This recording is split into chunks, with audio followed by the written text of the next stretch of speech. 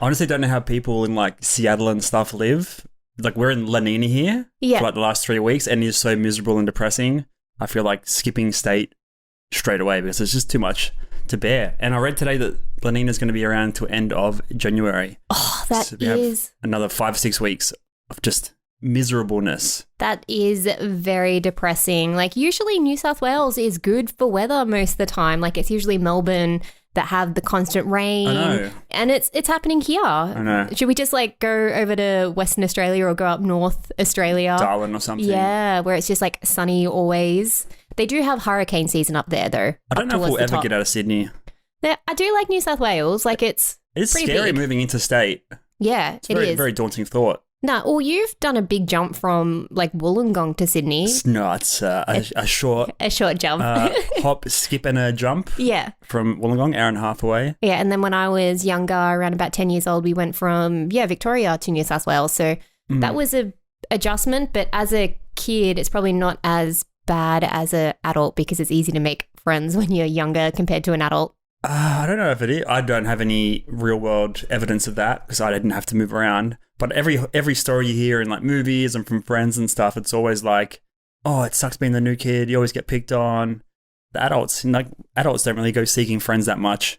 Although you think I should join some sort of cycling club to make some friends, but some social club. We'll see how that goes. To be able to hang out, so it's not just me that you hang out with. Someone to hang out and look at the La Nina overcast every day with and talk about how depressing it can become. Mm-hmm. Yeah, I just want that sunlight to come through because it's a little bit more motivating than, working inside while that's why I moved that desk out there for the sunlight. And I had a month of sunlight and now it's a month of drizzle and, misery. Yeah, like it's, like we were saying, it's not the best fun, but hey, we just go out and do things that are indoors then instead. Yeah, we went to the movies. That's indoors. We did. Yeah, we went and saw Dune last week. First session of like the first day. It was the first, yeah. Well, it's been out overseas for like many, many weeks now, but Australia loves, trailing behind, creating a little shadow of the rest of the world. And Dune came out. Went and seen it 11 a.m. screening, possibly the earliest movie I've ever seen at the cinemas, purely because we had to get you to work on time. Yeah, and it finished just in time. It started at 11 and then it finished at... before work. Yeah, pretty much, yeah. I think before the credits and stuff, it finished at like 1:40. So it was a long movie. Very interesting. I have just finished the book. Well, I haven't finished the book. Yeah. The first book is, I think there's 3 parts in the book, and then the movie covers like the first 2 of them. Wow. So I think there's 2 movies, kind of confusing. There's a follow-up book. So I'm guessing the 3rd part of the first book and then the second book make up the second movie, perhaps. I'm not too sure. But I finished the book, so I'm sort of up to date with the movie and what was removed and what was enhanced and stuff from the book to the big screen. Yeah, because all I've seen is the original movie back a long, long time ago. And I do have the book downloaded as an audiobook to get into, but I just haven't had time to. I do want to do it because I really enjoy like the sci-fi, fantasy storylines, and especially Dune because it's a bit of a staple in sci-fi. It's a classic, and it's like one of those novels that a lot of people will be familiar with. I feel like it might have been curriculum at some point over the decades in school to read, but I feel like it's a very common book for those outside of the sci-fi nerd realm. Like people know what Dune is and know the story despite not being the biggest nerds. No, I think maybe because it's a very political sci-fi as well, very similar to Battlestar Galactica is also one of those very political, overthrowing different regimes and families and houses and stuff. Yeah, because the way it's sort of set out, isn't it? So it's set thousands of years in the future. I think it's 10,000 the year 10,000. So it's a good 4 more existences up until this point past Jesus. So. Yeah, past Jesus. Yeah. And it's just the human race is sort of expanded and traveled across the world and they've, integrated with other species and other cultures and things like that. And and then they set off into the sand dunes. Isn't it sand dunes? You don't know any of the planets' names or the people characters' names. You just know them by screen. So I have all the minute details due to my first listening of the audiobook. It's one of those ones you can read over and over again, I think, over the years. But now there's a movie, a very high production IMAX movie. Yeah. It's something to sink your teeth into. But I recall trying to watch that first movie maybe 10 years ago. I was like, yeah, I'm a sci-fi guy. I'm going to try and watch as much sci-fi as I can. Tried watching that. Just couldn't comprehend it at all. But yeah, this time I think I'm old enough to understand compared to when I was a young tweenling. Yeah. Or 20-something-year-old. And I think that's because like trying to remember the original movie as well, it was very, very confusing, but maybe as an adult, I sort of understand the more political aspect side of things or just like the drama behind the scenes. So what do you want to know? I'm fresh off the book. What do you want to know? All right. So Paul's the main character, right? Paul Atreides, yeah. Yeah. Son of Duke Leto. Yeah. People were sort of comparing it to Game of Thrones, like family dynamic style, like, because it's... Yeah, I guess. Because you have, like, the emperor, which is, like, the king, right? Yeah. And then you have all these houses underneath it that report to the emperor, and then they sort of do his bidding. Yeah. Yeah. So, I mean, this is not... We can't really say a spoiler alert because the book's been out for, 40 years. Oh, yeah, true. Like, you can't even give a spoiler alert for the movie. Maybe I can just create a bit more of a background to help you understand it more, perhaps. Yeah, because it's almost like the movie started halfway through a storyline. Yeah. Like, what happened beforehand. At the start of the book, basically, it's all... The start of the book is Paul waking up out of a dream. Mm-hmm. He's having this dream about what you find out to be Fremen, a young girl with blue eyes, a Fremen, sort of leading the way, and he can sort of see visions of, like, some of his friends, people, like people that he like learns to fight and stuff from that are in his family's circle. He like watches them die and stuff. So he has like visions, and then basically you find out that his mother, Amanda. I think is it Amanda? They have very like Anglo-British names. Where did I got Amanda from somewhere. I think it is Amanda. I'm tripping. I listened to the book yesterday. Is it Amanda? It's not Amanda. Anyway. She is a Bene Gesserit, which is like a type of sort of like a gypsy type witch. I'd say more of a prophetess. Yeah, so something like that. They have different powers. They have like mind sort of like telekinesis. Telekinesis is the word. You're better at words. I'm better at They have like a form of mind control. So they call it something like the voice. So you would speak and direct it at them, and then they'll do the action that you want to. It's like in Star Wars when it's like, oh, the Force. You will open the door for me. Yeah. Do pass me this glass of water. Yeah. So basically, she's a Bene Gesserit, and she was supposed to bear a daughter with Duke Leto, which is what she was like promised to the Bene Gesserit allegiance of crazy ladies. And basically, she ended up having a son instead, and there's like a prophecy about a son being born from like a Bene Gesserit, and he might be this Kwisatz Haderach. Like the one. I got all these words and lingo down already. Yeah, like the one, basically. And then their family gets sent by the Emperor's wishes, get sent to Arrakis, which is the place that has all the sand dunes, and they mine all the spice melange. Yeah. And the house that was overseeing that planet first had to get removed, and they're called the Harkonnens, and it's basically the battle of the Atreides going to Arrakis and settling there, and then a lot of them get killed and stuff. Yeah. But it was all a plot by the Emperor to basically set them up for the Harkonnen to kill them. That's the movie in summary for you. So Emperor told them, go there, we want you to start looking after the planet, get finances, get business, whatever, running really well. Yep. Harkonnen weren't too impressed, ended up killing everyone. But I think, from what I understand, it was an order from the Emperor. It was, so I'm not too sure. I'm at the book right now where it's like a bit of speculation. Yeah, and I can jump in with this one. So the Emperor actually sent, because they wanted that family gone because they were popular. They had a lot of people behind them. They were like having momentum. They had just like a really good like house culture, I would suppose. And he saw them as a threat, so he wanted to take them out. So he took them down to the spice world, where I guess a similar way to put it is like the farming for like oil or like a very high resource, because yes, it fuels their engines, but it's also like a cultural, religious, like psychoactive that helps. It's needed in literally everything. Yeah. Yeah. But we're not going to I don't think we get too much into the story because people can watch the movie and stuff, but it's more just to, I guess we went to the movies is the story. I know. So like the second movie will be interesting because like the cliffhanger at the end of the first movie is just basically like, this is just the beginning. Yeah. But it so was you're getting 2 years. Yeah, but it was $40. It was a nice tie over though. It didn't leave you hanging too much.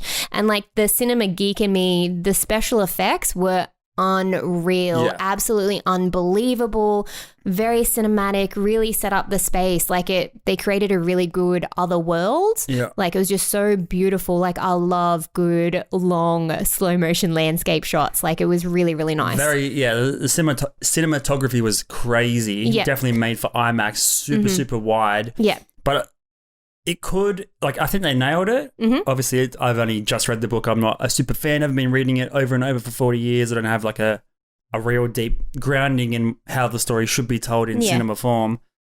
But it's kind of interesting the way they show the story. There's no fluff. You just see ships coming down and attacks. You don't see a huge amount of like talking, like preface behind the scene, like before the scenes rather, about like what's going on. It's just like pure action. Yeah. And like Hans Zimmer, the big guns soundtrack behind it is crazy. Yeah. The soundtrack, it kind of reminds me of, the real cinematic audio or music score from, what's that, the big Justice League movie?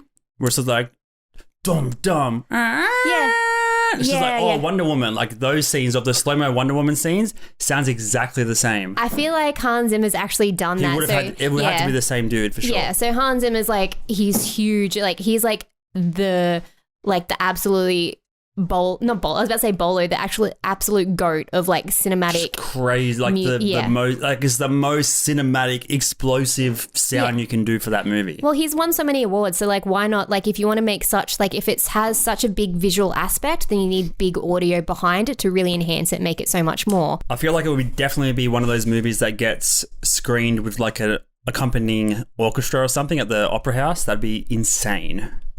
Yeah, like in 5 years' time, 100%. Because they do stuff like The Dark Knight and everything, and it's just in the opera house with that amazing audio. It would just be. I feel like I've got goosebumps just thinking about it. Yeah. I was listening to the soundtrack on Spotify the other day. I was like, I'll do some work to this, and I was a bit.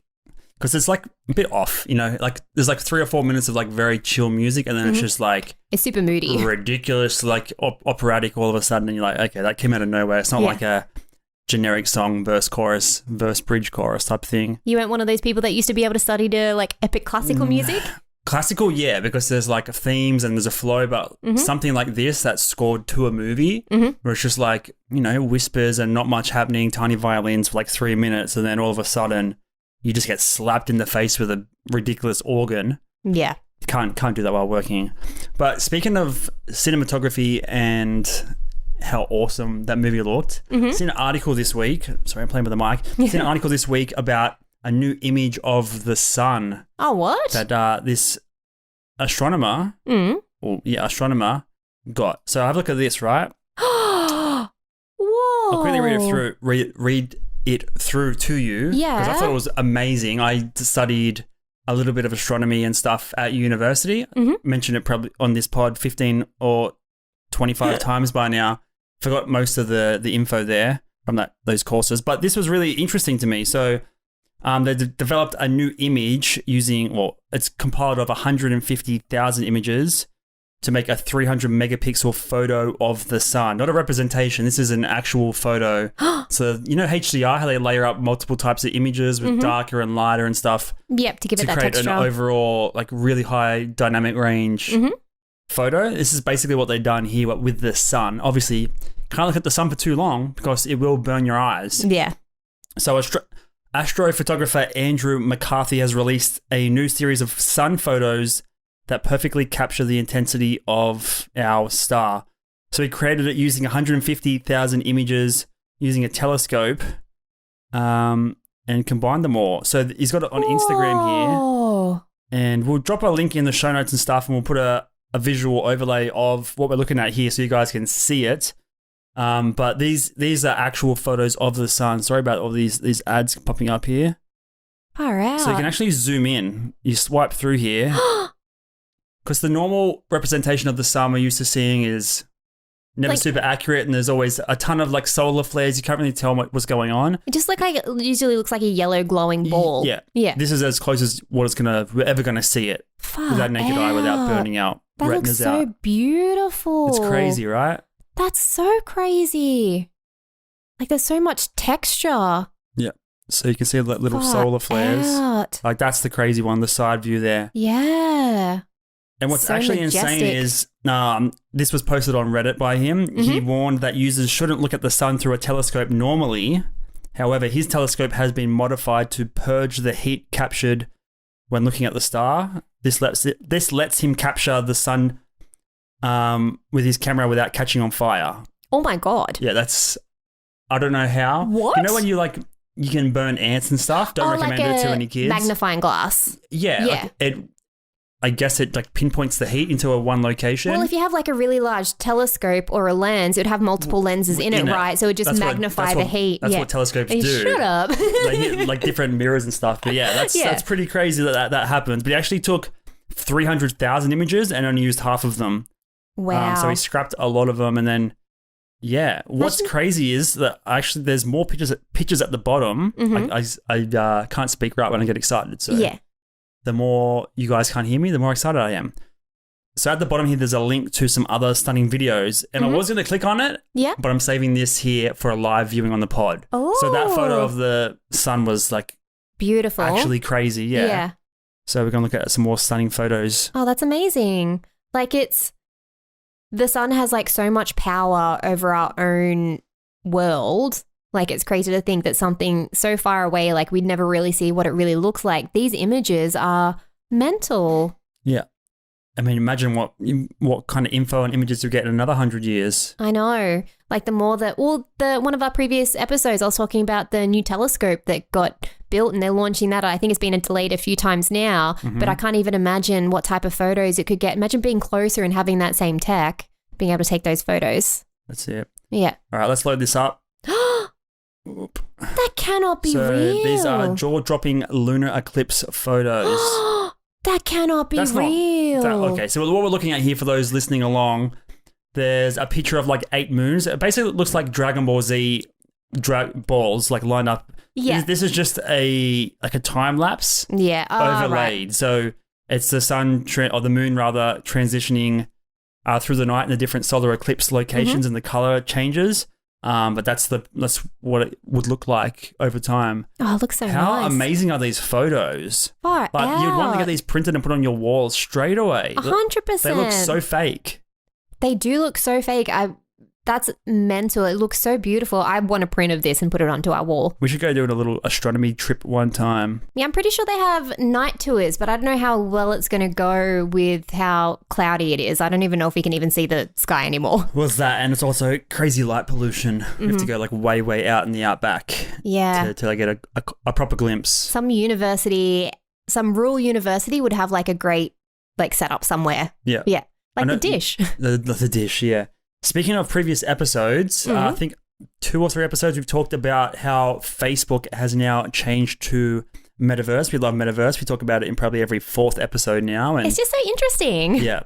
In recent news, you might be aware that Jack Dorsey has stepped down from being CEO of Twitter. I have read that. I think they acquired Square, the payment app or payment purchase type company. Tapping company, yeah. Yeah.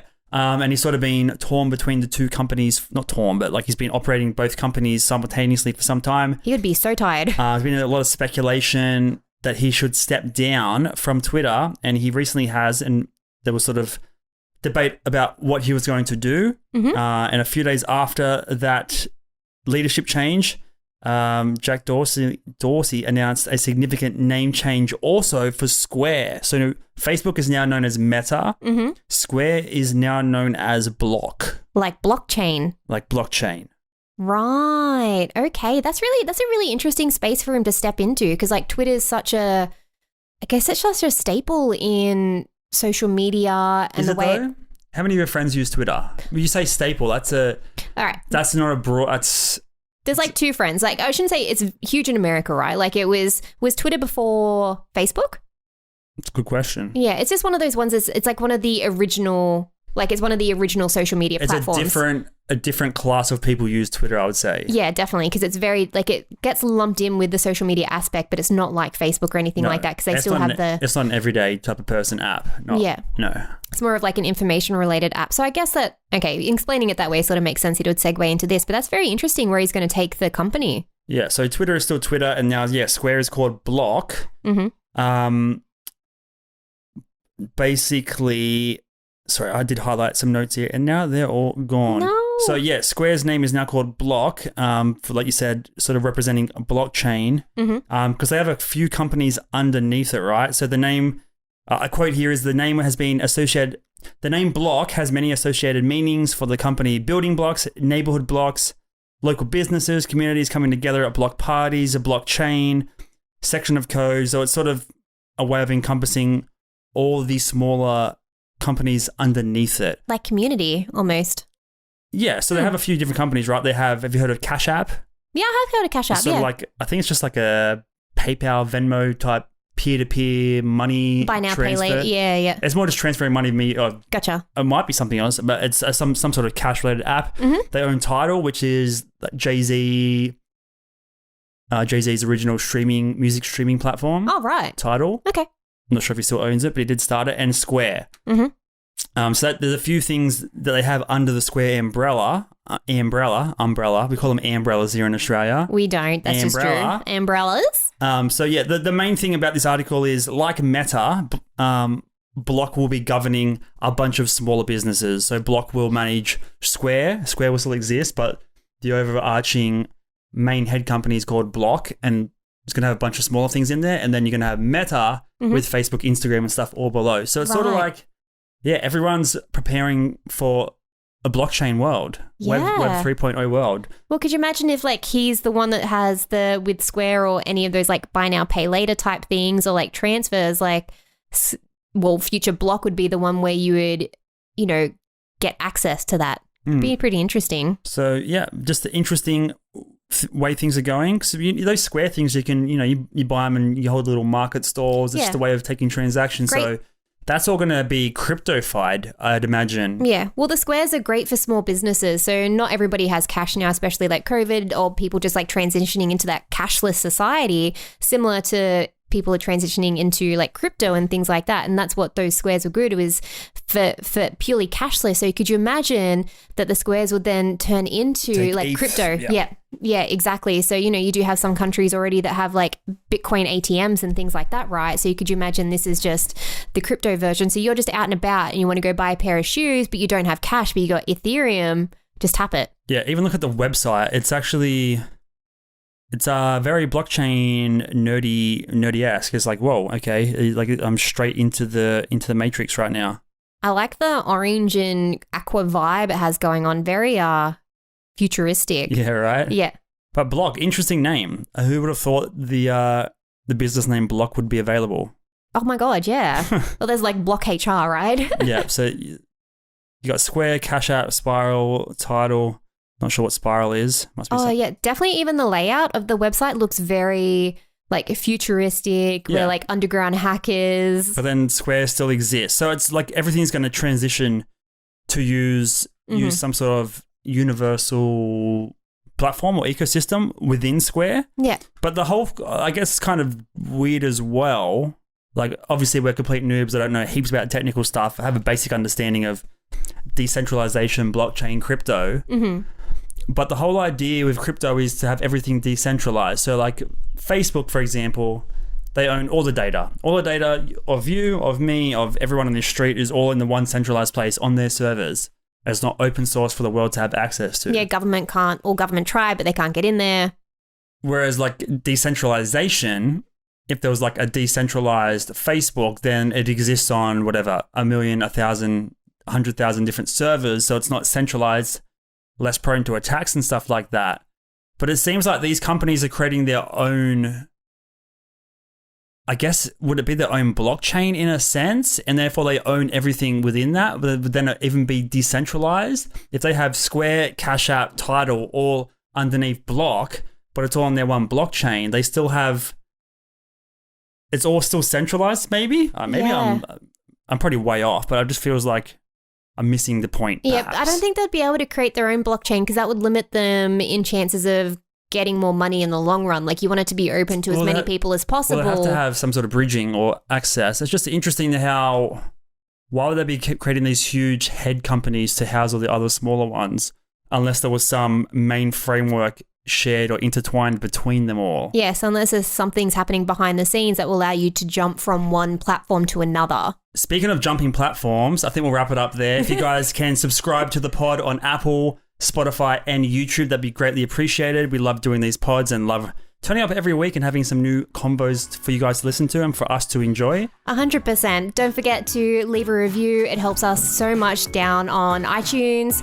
And yeah, don't forget to just follow us along. We really enjoy this, and we'll see you next time. Next week, episode 30. Bye, everybody. Whoa. See ya.